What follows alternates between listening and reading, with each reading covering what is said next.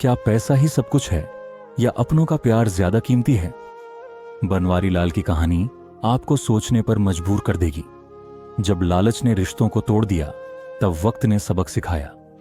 क्या वह अपने किए पर पछताएगा या फिर खोई खुशियां वापस ला पाएगा? जानने के लिए वीडियो को अंत तक देखें। बनवारी लाल एक 75 वर्षीय वृद्ध थे, जिनकी एक समय में गांव में बहुत इज्जत थी।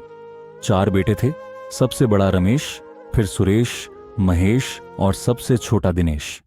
बनवारी लाल की पत्नी सावित्री कुछ साल पहले चल बसी थीं और अब उनका पूरा सहारा सिर्फ उनकी संचित संपत्ति और बेटे थे। लेकिन समय के साथ चीजें बदलने लगीं। उनकी 10 बीघा जमीन थी, एक बड़ी हवेली और बैंक में अच्छा खासा पैसा जमा था। चारों बेटे बड़े हो गए थे, शादीशुदा थे और अपने अपने परिवारों में व्यस्त थे। लेकिन जब जायदाद की बात आई तो चारों की नीयत डगमगाने लगी। एक दिन रमेश ने पिता से कहा, बाबूजी, आप अब बूढ़े हो गए हैं, हम चारों अलग अलग रहते हैं, क्यों ना हम इस हवेली को बेचकर 4 हिस्से कर लें? बनवारी लाल ने दुखी होकर कहा, बेटा, यह हवेली तुम्हारी मां की यादों से भरी है, इसे मत तोड़ो। लेकिन चारों बेटों ने मिलकर पिता पर दबाव बनाया। अंततः मजबूर होकर उन्होंने हवेली का बंटवारा कर दिया। अब उनके पास कोई ठिकाना नहीं था। उन्हें छोटे छोटे कमरों में रहना पड़ा, कभी इस बेटे के घर तो कभी उस बेटे के घर।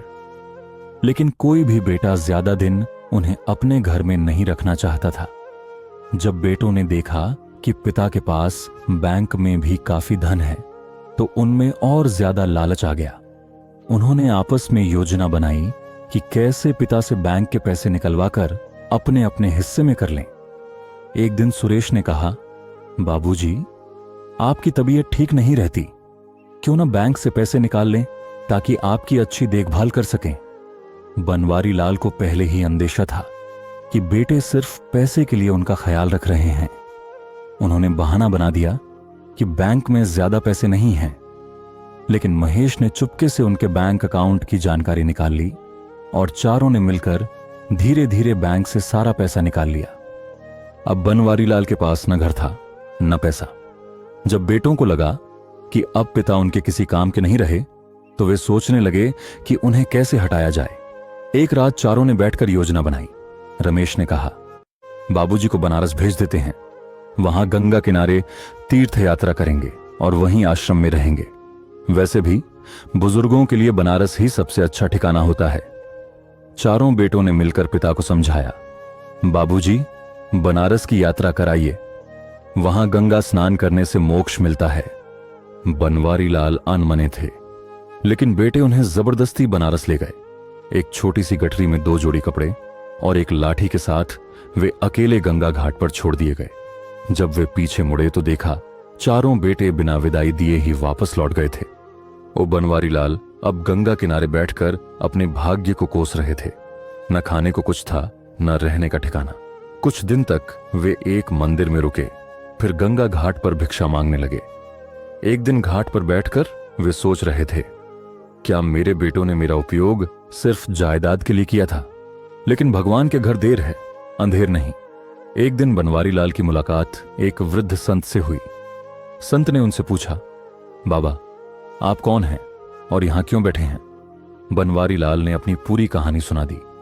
संत ने मुस्कुराकर कहा, आपका समय अभी खत्म नहीं हुआ बाबा, जीवन आपको कुछ और सिखाना चाहता है।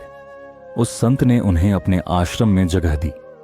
आश्रम में रहते हुए बनवारी लाल को वहां कुछ पुराने शास्त्र पढ़ने को मिले। धीरे धीरे वे फिर से अपनी बुद्धिमानी और सोचने समझने की शक्ति को मजबूत करने लगे। उन्होंने तय किया कि वे ऐसे ही अपने जीवन का अंत नहीं करेंगे। एक दिन संत ने उनसे कहा, अगर तुम्हें अपनी तकदीर बदलनी है तो सही समय पर सही कदम उठाना होगा। तभी उन्हें एक तरकीब सूझी। बनवारी लाल ने गांव के एक पुराने परिचित को चिट्ठी लिखी और कहलवाया कि वे बनारस में बहुत धनवान बन चुके हैं। उन्होंने यह संदेश भी भिजवाया कि वे अपनी पूरी संपत्ति उस बेटे को देंगे जो सबसे पहले बनारस आकर उनकी सेवा करेगा। जब यह खबर चारों बेटों तक पहुंची तो वे चौंक गए। वे सोचने लगे, क्या बाबूजी के पास अब भी पैसा है? चारों तुरंत बनारस पहुंच गए। उन्होंने पिता को ढूंढा और उनके चरणों में गिरकर रोने लगे। रमेश बोला, बाबूजी, हमें माफ कर दीजिए, हमसे बहुत बड़ी गलती हो गई, अब हम आपको अपने साथ ले चलेंगे। बनवारी लाल ने गहरी सांस ली और सोचा, क्या ये वाकई पश्चाताप कर रहे हैं या फिर से संपत्ति के लालच में आए हैं? लाल मुस्कुराए, अगर तुम मेरी सेवा करना चाहते हो तो सबसे पहले इस आश्रम में 1 महीने तक रहो और मेरे साथ वही जीवन जियो जो मैं जी रहा था।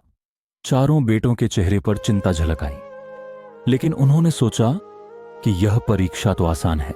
चारों बेटों को आश्रम में रहने की अनुमति दी गई, लेकिन यहां कोई ऐशो आराम नहीं था। उन्हें रोज सुबह 4 बजे उठकर गंगा में स्नान करना पड़ता था, फिर आश्रम के काम करने होते थे, सफाई, भोजन बनाना और वृद्धों की सेवा करना। पहले कुछ दिन तो चारों भाइयों ने किसी तरह गुजार लिए, लेकिन धीरे धीरे उनकी परेशानी बढ़ने लगी। रमेश, जो हमेशा नौकरों से काम करवाने का आदी था, झाड़ू लगाते लगाते थक गया। सुरेश, जिसने कभी खाना नहीं बनाया था, चूल्हे के धुएं से परेशान हो गया। महेश और दिनेश को वृद्धों की सेवा करनी थी, उन्हें खाना खिलाना, उनकी मालिश करना, उनकी गालियां सुननी पड़ती थीं। कुछ ही दिनों में वे उकता गए। एक दिन रात को जब चारों भाई कमरे में बैठे थे, रमेश ने कहा, यह तो बहुत कठिन काम है बाबूजी, यह कैसी परीक्षा ले रहे हैं? सुरेश ने सहमति में सिर हिलाया, हमारे पास पैसा है, नौकर रखकर यह सब करवा सकते हैं। महेश ने कहा, मुझे लगता है बाबूजी हमें बेवकूफ बना रहे हैं, हमसे सिर्फ बदला लेना चाहते हैं। सबसे छोटा बेटा दिनेश, जो अब तक चुप था, बोल पड़ा, लेकिन हमने भी तो उनके साथ यही किया था। हम उन्हें छोड़कर चले आए और उन्होंने हमें कुछ दिन इस कष्ट का अनुभव करने को कहा है। क्या यह गलत है? बाकी तीनों ने उसकी बात को टाल दिया। 1 महीना बीत चुका था। अब बनवारी लाल ने दूसरी परीक्षा की घोषणा की। अब मैं तुम सबको 50-50 हजार रुपए दूंगा, लेकिन तुम्हें यह पैसा जरूरतमंदों में बांटना होगा। चारों बेटे चौंक गए। रमेश ने मन ही मन सोचा, अगर हम यह पैसा किसी तरह बचा लें तो यह हमारे काम आ सकता है। चारों ने अपने अपने तरीके से जरूरतमंदों की मदद करने का नाटक किया। रमेश ने एक परिचित को पैसे दे दिए और कहा, तो इन पैसों को मुझसे वापस ले लेना। सुरेश ने कुछ पैसे बांटे, लेकिन बाकी छुपा लिए। महेश और दिनेश ने भी यही किया। जब बनवारी लाल को यह पता चला तो उन्होंने सबको बुलाकर कहा, तुम लोग अभी भी नहीं बदले। जो व्यक्ति दान में भी बेईमानी करे, वह क्या सच में पश्चाताप कर सकता है? चारों बेटे शर्मिंदा हो गए, लेकिन वे जानते थे कि असली परीक्षा अभी बाकी है। अब अंतिम परीक्षा की बारी थी।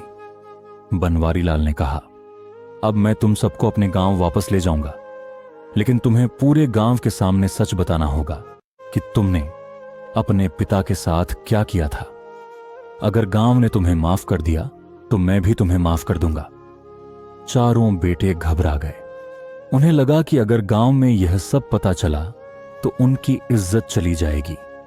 रमेश ने कहा, बाबूजी, हम यह परीक्षा नहीं दे सकते, गांव में हमें कोई मुंह नहीं लगाएगा। बनवारी लाल ने गंभीरता से कहा, तो फिर मुझसे माफी मांगने का भी कोई अधिकार नहीं। माफी वही मांग सकता है जो सच को स्वीकार करने की हिम्मत रखता हो। चारों बेटे चुप हो गए।